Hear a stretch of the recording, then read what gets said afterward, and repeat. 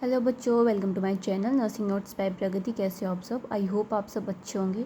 बच्चों, अगर आप मेरे चैनल पे फर्स्ट टाइम आए तो प्लीज़ चैनल को सब्सक्राइब करें, क्योंकि मैं आपको इस चैनल पे बीएससी नर्सिंग के जो नोट्स है वो हैंड रिटन नोट्स है बिल्कुल वो प्रोवाइड करती हूँ। ठीक है बच्चों, और अपने दोस्तों के साथ शेयर करें अगर आपको मेरी वीडियोस अच्छी लगे तो हमने बच्चों अपना नर्वस सिस्टम स्टार्ट कर रखा था, जिसमें हमने न्यूरॉन्स, नर्व्स और जो न्यूरोलॉजिकल सेल्स हैं, हमने इन सारी चीज़ों के बारे में पढ़ लिया। आज हम क्या पढ़ेंगे? सेरिब्रोस्पाइनल फ्लूइड को पढ़ेंगे। उससे पहले हम थोड़ा सा देखेंगे कि ब्रेन के अंदर कितने वेंट्रिकल्स प्रेजेंट होते हैं। फिर नेक्स्ट वीडियो में हम ब्रेन, स्पाइनल कोड और जो इतनी भी हमारी नर्व्स है, क्रेनियल नर्व्स और ये सारी चीज़ें हम एक एक करके पढ़ेंगे। ठीक है बच्चों, तो सेरिब्रोस्पाइनल फ्लूइड से पहले, सीएसएफ से पहले हमें क्या देखना है? हमें वेंट्रिकल्स का पता होना चाहिए कि ब्रेन के अंदर कितने वेंट्रिकल्स होते हैं और वो कहाँ प्रेजेंट होते हैं। ठीक है, तो ब्रेन कंसिस्ट 4 इरेगुलर शेप की कैविटी होती है, जिसको हम क्या बोलते हैं? वेंट्रिकल्स बोलते हैं। एक बार मैं थोड़ा सा आपको बुक से पढ़ा देती हूँ, उसके बाद मैं आपको जितना भी ये सेरिब्रोस्पाइनल फ्लूइड है वो किससे, नोट से पढ़ाऊंगी। ठीक है बच्चों, तो देखो किसके अंदर क्या होते हैं? 4 वेंट्रिकल्स प्रेजेंट होते हैं। ठीक है, वो इरेगुलर शेप की कैविटी होती है। तो एक बार आपको डायग्राम में दिखा देती हूँ मैं। जो हमारा सेरिब्रल हेमिस्फीयर उसके अंदर ये प्रेजेंट होते हैं। तो देखो, ये हमारा लेफ्ट वेंट्रिकल, ठीक है, ये हमारा राइट वेंट्रिकल। उसके बाद क्या आता है हमारा नीचे?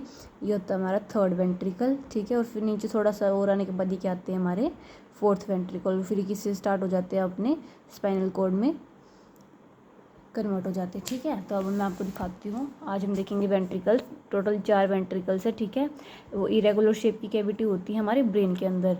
लेफ्ट और राइट, जिसको हम क्या करेंगे, लेटरल वेंट्रिकल भी बोलते हैं। फिर आता है हमारा थर्ड वेंट्रिकल और फोर्थ वेंट्रिकल।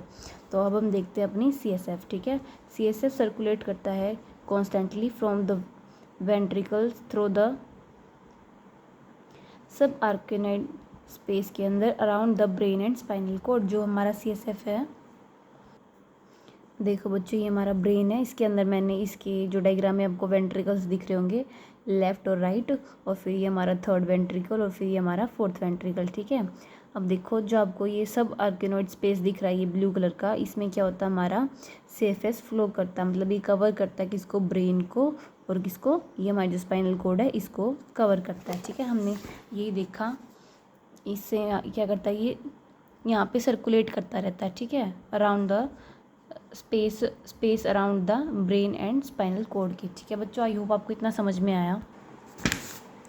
देखो बच्चों, जो हमारा सीएसएफ है वो क्या होता है? क्लियर स्लाइटली एल्केलाइन फ्लूइड है with a specific gravity of 1.005। ठीक है, जो हमारा सीएसएफ वो क्या है? क्लियर और एक स्लाइटली एल्केलाइन फ्लूइड है, जिसकी क्या होती है? एक स्पेसिफिक ग्रेविटी भी होती है, जो कितनी होती है? 1.005 होती है।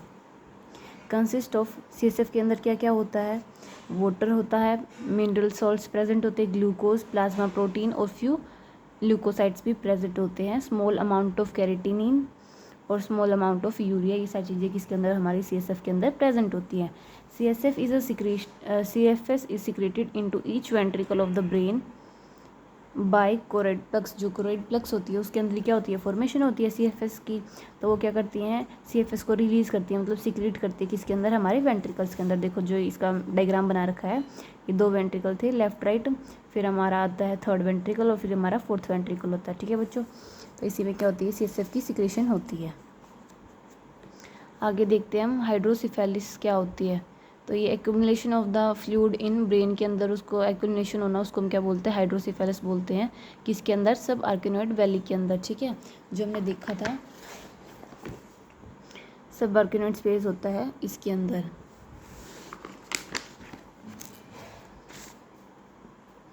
और फिर क्या हो जाती है? इसके अंदर ब्लॉकेज हो जाती है, जिसको हम क्या बोलते हैं? हाइड्रोसिफेलिस बोलते हैं। ये 2 तरह की होती है, कम्युनिकेशन और नॉन कम्युनिकेशन के हिसाब से। ठीक है, अब आगे देखते हैं हम कांस्टेंट वैल्यू ऑफ सीएसएफ। इसमें क्या होता है? The amount which always present होती है हमारे वेंट्रिकल के अंदर। ठीक है, उसको हम क्या बोलते हैं? उसकी कांस्टेंट वैल्यू की इतनी जो सीएसएफ है वो प्रेजेंट होती है वेंट्रिकल्स के अंदर, वो कितनी होती है? 150 ml, जिसमें से जो हमारा सब आर्किनोइड स्पेस है उसके अंदर 120 to 125 ml प्रेजेंट होती है, और जो हमारे वेंट्रिकल्स होते हैं उसके अंदर कितनी होती है? 20 to 25 ml प्रेजेंट होता है। ठीक है, देखो जो वेंट्रिकल्स होते हैं इनके अंदर कितना होता है 20 to 25 ml प्रेजेंट होता है। जो हमने ब्रेन के लेयर दिखा था, स्पेस दिखा था उसका, इसमें जो मैंने ब्रेन का स्पेस देखा था अपने यहाँ पे सबआर्किनोइड स्पेस, और जो हमारे ये ब्रेन को कवर करता है और जो स्पाइनल कॉर्ड को कवर करता है, इसके अंदर कितना होता है 120 to 125 ml होता है। ठीक है, अब देखते हैं हम फॉर्मेशन रेट की, किस रेट से जो CSF की फॉर्मेशन होती है। तो जो कितना रेट होता है 0.3 to 0.5 ml बनता है 1 मिनट के अंदर। ठीक है, इतनी ये होते फॉर्मेशन रेट होता है कि CFS हमारी ब्रेन में कितनी जल्दी बन रहा है। ठीक है, तो उसका रेट होता है ये। अगर हम इसको आवर्स में देखें तो कितना होता है 20 to 30 ml बनता है पर आवर, और अगर हम डे के हिसाब से देखें तो 50 to 720 ml बनता है एक दिन में। ठीक है, अब हम आगे देखते हैं CFS का प्रेशर। अडल्ट के अंदर कितना होता है 10 to 15 सेंटीमीटर ऑफ वाटर। ठीक है, ये क्या होता है सिटिंग पोजीशन के अंदर अगर हम CSF का प्रेशर देखते हैं अडल्ट के अंदर तो कितना आता है 10 to 15 सेंटीमीटर ऑफ वाटर। ठीक है, H2O। और अगर हम स्टैंडिंग पोजीशन में देखें तो उसमें कितना आता है 30 सेंटीमीटर के आसपास आता है। ठीक है, प्रेशर। ICP क्या होता है इंट्राक्रेनियल प्रेशर बोलते हैं इसको। ठीक है, ये कई बार एग्जाम में आ जाता है, 1 नंबर में आ जाएगा, बस इतना ही। देखो ICP इंट्राक्रेनियल प्रेशर क्या होता है, ये प्रेशर होता है किसका CSF का प्लस ब्रेन ब्लड सप्लाई, जिसकी ब्लड जो हमारे अंदर ब्रेन के अंदर ब्लड की सप्लाई होती है और जो CSF का प्रेशर होता है, उन दोनों को मिला के हम क्या बोलते हैं इंट्राक्रेनियल प्रेशर बोलते हैं। ठीक है, इसका प्रेशर कितना होता है 5 to 15 mmHg। ठीक है, और जो हमारा ICP है is more up to 200 mmHg होता है। ठीक है, प्रोट्यूड आउट ऑफ बॉडी, जो बॉडी से बाहर निकलता है इस प्रेशर से। अब हम इसके कुछ स्पेसिफिक पॉइंट्स देखते हैं, ये इंपॉर्टेंट है। ठीक है, जो कलर होता है CSF का कैसा होता है कलरलेस होता है, cloudy appearance and indicate bacterial infection. देखो जो हमारा CSF उसका कलर कैसा होता है कलरलेस। अगर आपको उसकी क्लाउडी अपीयरेंस दिखती है तो इसका मतलब ये है वो क्या इंडिकेट करता है कि इसमें क्या है बैक्टीरियल का इन्फेक्शन हुआ है। ठीक है, जो CFS की विस्कोसिटी है वो ज़्यादा होती है। ठीक है, आगे देखते हैं हम टेस्ट जो इसके अंदर प्रेजेंट होता है, क्योंकि CFS के अंदर क्या होता है ग्लूकोज प्रेजेंट होता है। आगे देखते हैं हम पीएच हमने देखा स्लाइटली एल्कलाइन होती है, जो कितनी होती है 7.33 होती है। स्पेसिफिक ग्रेविटी जो होती है वो 1.005 होती है। ठीक है, RBC वैसे तो एब्सेंट होते हैं CSF के अंदर, if present indicates haemorrhage condition. अगर उसके अंदर CFS के अंदर आपको RBC दिखाई दे रहे तो इसका क्या मतलब है कि हेमरेज हुई है कहीं पे ब्रेन में। ठीक है, वैसे एब्सेंट होते हैं। अब देखो जो WBC present in small amount, जो WBC क्या होते हैं स्मॉल अमाउंट में प्रेजेंट होते हैं, जो कितने होते हैं 1 to 5 सेल्स होते हैं पर डेसीलीटर के अंदर।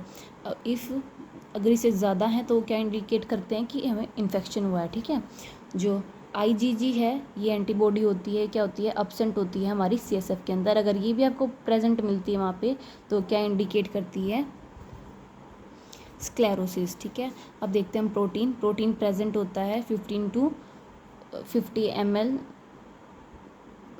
mg पर लीटर होता है। ठीक है, डेसीलीटर पर लीटर, इसको हम क्या बोलते हैं। अब आगे देखो जो ग्लूकोज है वो कितना प्रेजेंट होता है 40 to 60 mm पर डेसीलीटर होता है। ठीक है, जो small amount of urea and इसकी कैरेटीन की इसमें प्रेजेंट होती है। ठीक है, CFS के अंदर। अब देखते हैं CFS का क्या फंक्शन होता है। ये सपोर्ट करती है एंड प्रोटेक्ट करते हैं हमारे ब्रेन एंड स्पाइनल कॉर्ड को bye maintaining a constant pressure around the vital organ. जो हमारा ब्रेन है वाइटल ऑर्गन्स होते हैं जो उसके अंदर क्या करती है सपोर्ट देती है और प्रोटेक्ट करती है ब्रेन और स्पाइनल कॉर्ड को। ठीक है, क्योंकि बाहर से जो ज़्यादा प्रेशर आए तो उसके ऊपर उसको प्रेशर को कांस्टेंट रखने के लिए। ठीक है, CSF का ये फंक्शन होता है। दूसरा फंक्शन क्या है act as shock absorber between skull and brain. जो स्कल और ब्रेन है उसमें क्या करती है शॉक एब्जॉर्बर का काम करता है कौन CSF। ठीक है, आगे है जो हमारी CSF है वो हेल्प्स करती है the brain and spinal cord को मॉइस्ट रखने में। ठीक है, नेक्स्ट फंक्शन है वो है हमारा help in exchange of nutrients and water waste product. जो हमारे वेस्ट प्रोडक्ट होते हैं और जो न्यूट्रिएंट्स होते हैं उसको एक्सचेंज करने में भी CSF हेल्प करता है। Help in regulation of the breathing as it stimulates the surface of medulla where central respiratory receptors are located. ये क्या करती है, हमारी ब्रीथिंग को रेगुलेट करने में भी हेल्प करती है, क्योंकि जो वहाँ उसका जो सरफेस होता है मेडुला ऑब्लिंगेटा, उसमें क्या होते हैं सेंटर है जो ये मेडुला है, उसके अंदर क्या होते हैं, रिसेप्टर्स प्रेजेंट होते हैं रेस्पिरेटरी के, ठीक है, इसलिए वो हेल्प करती है। आई होप बच्चों आपको CSF है जो समझ में आया होगा। अगर आपको मेरी वीडियो अच्छी लगी तो प्लीज़ अपने दोस्तों के साथ शेयर करें। और मैंने जितना अभी तक एनाटॉमी का और नर्सिंग फाउंडेशन का सिलेबस करवाया, मैंने उसकी PDF प्लेलिस्ट भी बना रखी है, आप वहाँ पे भी चेक कर सकते हो। और कल हम देखेंगे अपना ब्रेन, ठीक है बच्चों। ब्रेन के बाद हमें देखना है, मैं आपको बता देती हूँ कितना चैप्टर बचता है हमारा ये। तो कल हम ब्रेन देखेंगे, ठीक है।